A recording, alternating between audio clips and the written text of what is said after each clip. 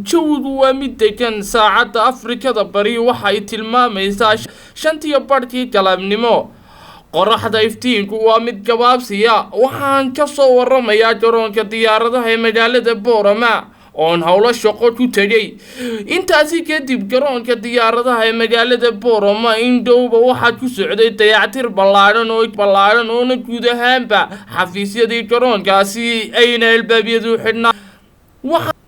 halkani aan ka waramayo waa halkii garoonka railwayga ay diyaaradaha magaalada Boorama ay ka soo degi jireen haatan waxa uu isku bedelay mid dhulkaasi oo isku bedelay dhul daaqsimeed oo ku arkaysi diriyo fara badan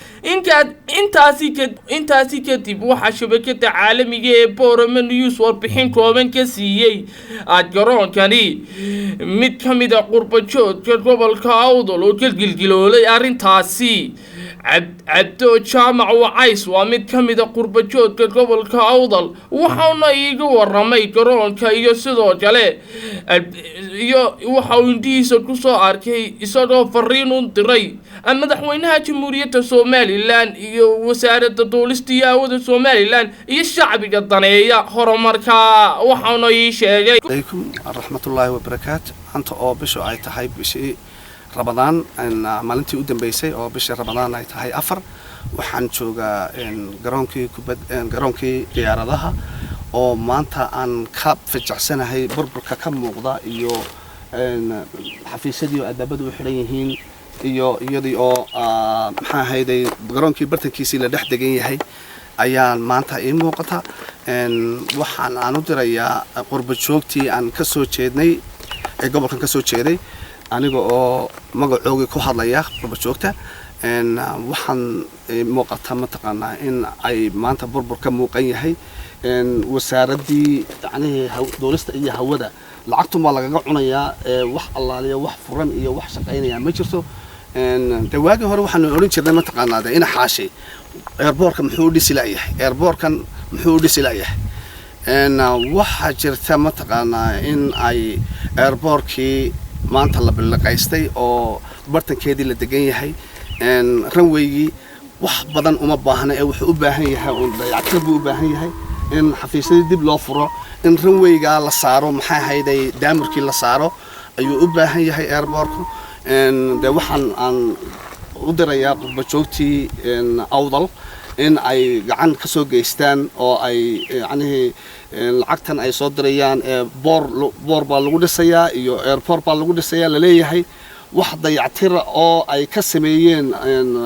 raggii loo soo dirayay lacagtaas ma jirto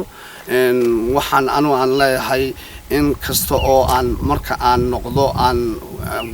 waxaan arkay aan u sheegi doono community-gii aan ka soo jeeday ee gobolkan Awdal u dhashay waxaan aan oranayaa haddii Ilaahayga yiraahdo ina xaashiba awal lagu qabsan jiray oo lagu haysan jiray maanta ina xaashide waa kanoo waa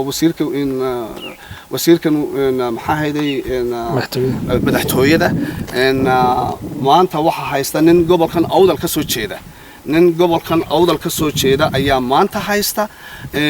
waa in ay isaguna gacanna siiya waa in maaragtay qurbajoogta Awdal ay gacanna siiyaan waa in maxaa hayday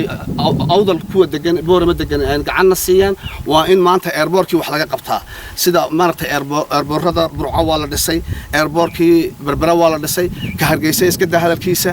kan Boorama de wuxuu dhashay mataqaanaa ma gurcud buu dhashay waxa weeye mataqaanaa in wax laga qabtaan rabnaa mudane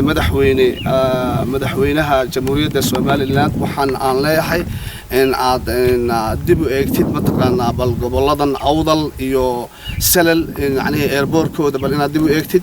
inaad wasiirkan airportka iyo duulista iyo hawada aad tirahdid mataqaanaa maxaa hayday gacantaadii ka geyso